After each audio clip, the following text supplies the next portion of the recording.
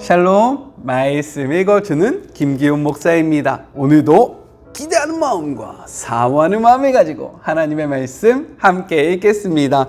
출애굽기 30장 1절부터 16절까지의 말씀입니다.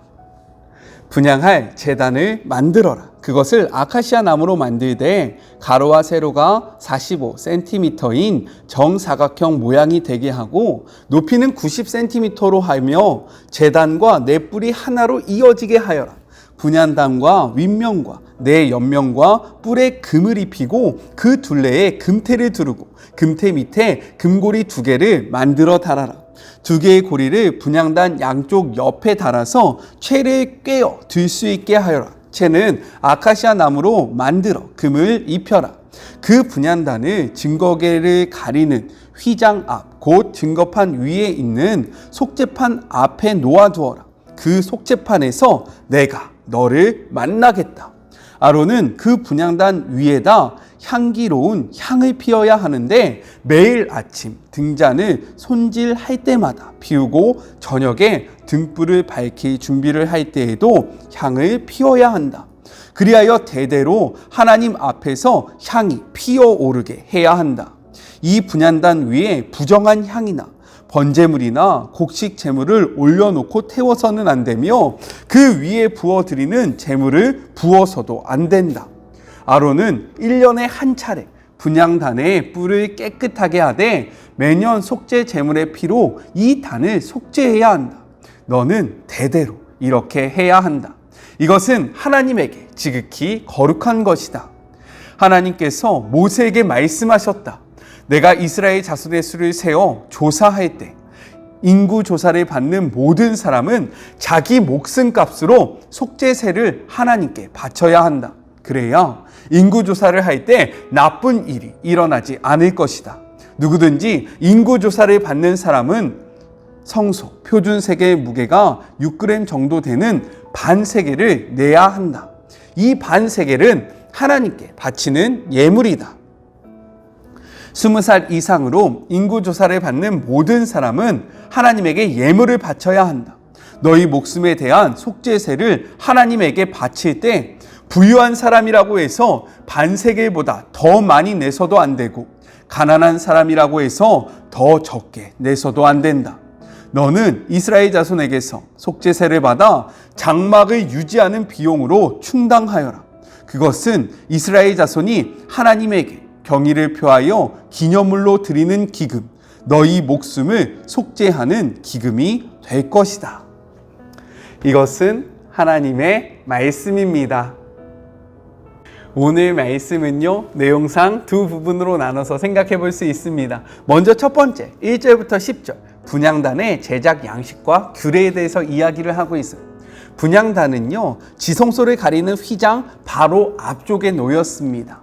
성전 안에, 성소 안에 많은 기물들이 있었지만, 성물들이 있었지만 하나님은 다른 것이 아니라 분향단을 하나님의 임재가 있는 그 지성소 가장 가까운 곳에 두었다라는 거예요. 그 이유를 우리가 어떻게 생각해 볼 수 있냐면요, 크게 두 가지로 생각해 볼 수 있어요. 먼저는 분향단이 상징하는 것이 있습니다. 그것이 무엇이냐? 바로 우리의 기도라는 사실이에요.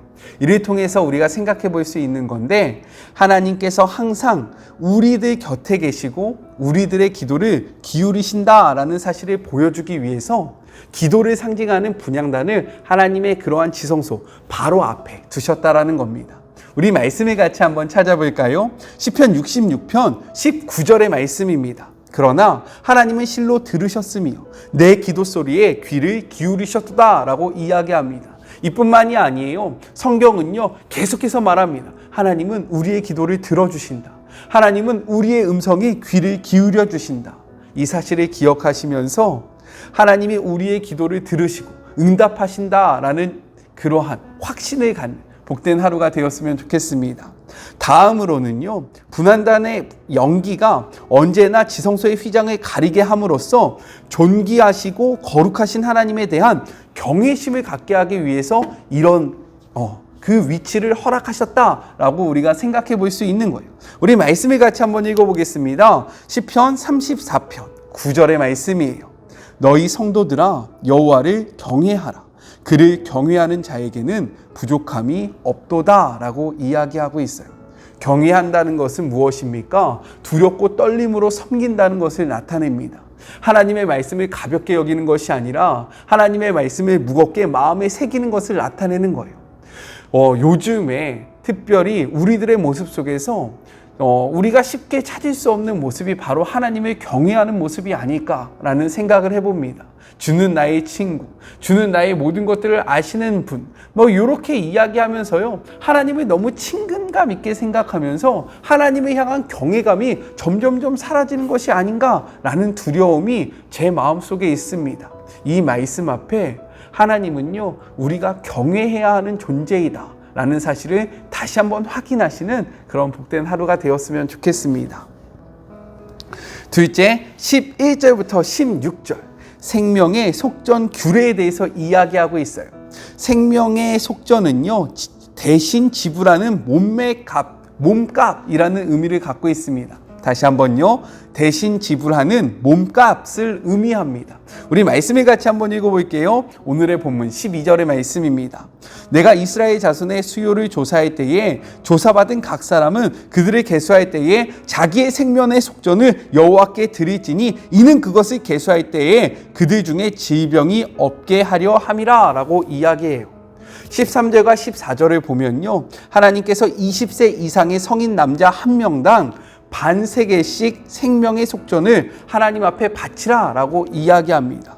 생명의 속전을 걷는 이유를요, 무엇이라고 이야기하냐면 너희 중에 질병을 얻게 하려고 한다 라고 말씀하신다라는 거예요.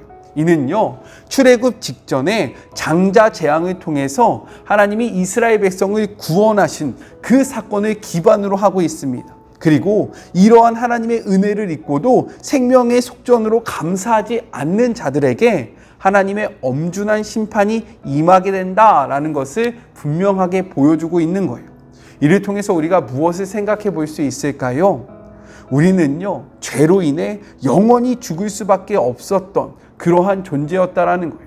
이러한 존재가 예수 그리스도의 은혜로 우리가 구원을 받게 되었는데 우리는 과연 이 은혜에, 이 사랑에 얼마나 감사를 하고 있었는지, 어떠한 모양으로 이 감사를 표현하고 있었는지 우리들의 삶의 모습을 돌아보는 시간이 되었으면 좋겠습니다. 감사는요, 표현해야 한다라는 거예요. 하나님이 그것을 원하시고요, 우리에게 요구하셨습니다. 그것들을 표현하는 그런 복된 하루가 되었으면 좋겠어요. 또한 우리가 여기에서 주목해야 하는 그러한 말씀이 있습니다. 우리 15절의 말씀 같이 한번 읽어볼까요? 너희의 생명을 대속하기 위하여 여호와께 드릴 때에 부자라고 반세기를 더 내지 말고 가난한 자라고 덜 내지 말며 라고 이야기합니다.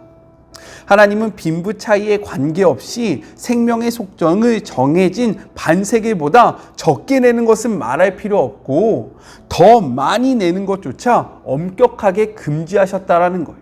그 이유가 무엇일까? 두 가지로 생각해 볼 수 있습니다. 먼저는요, 이는 모든 사람의 생명이 하나님 앞에서 더 낫고 더 못함 없이 동일한 가치를 지니고 있다는 거예요. 돈을 더 많이 내는 사람은 하나님 앞에 더욱더 귀한 사람, 돈이 없는 사람은 하나님 앞에 더욱더 천한 사람이 아니라 돈의 크기와 상관없이, 지위의 높고 낮음과 상관없이, 성별의 그러한 것과 상관없이 생명은 하나님 앞에서 모두 동일하다라는 것을 보여주기 위해서요, 돈이 많은 사람이라 할지라도 더 내지 말고 돈이 없는 사람이라 할지라도 덜 내지 말아야 한다라고 이야기하고 있다는 거예요. 생명은요, 하나님 앞에서 동일하게 소중합니다.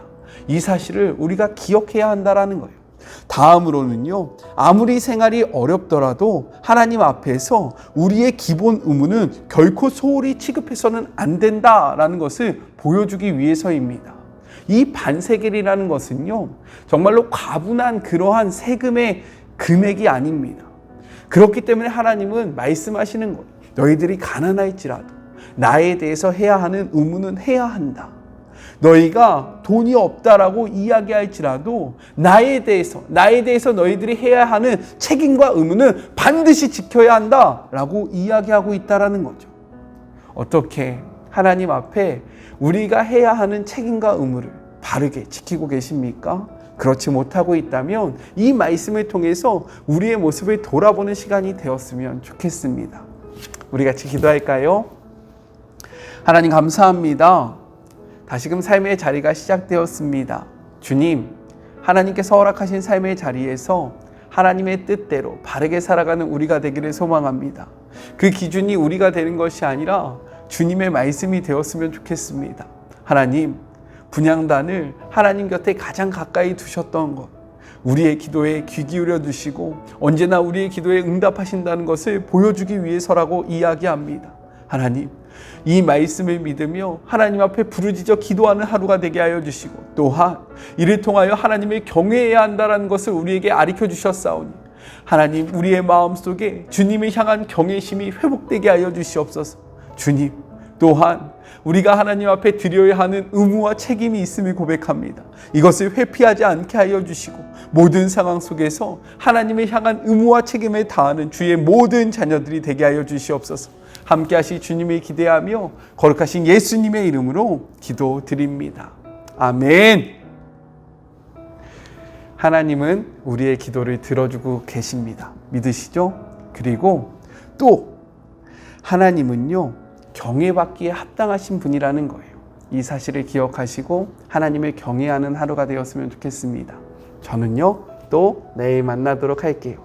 사랑하고 주님의 이름으로 축복하면서 오늘 하루도 힘내세요. 우리 내일 만나요. 안녕. 오늘도 수고하셨습니다.